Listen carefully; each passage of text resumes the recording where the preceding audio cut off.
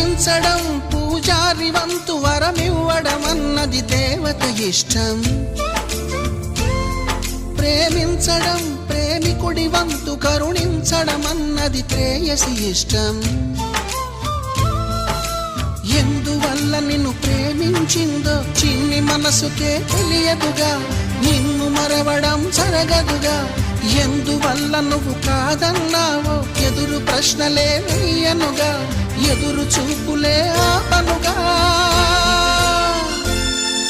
ఏనాటికో ఒకనాటికి నీ ప్రేమ సాధిస్తా.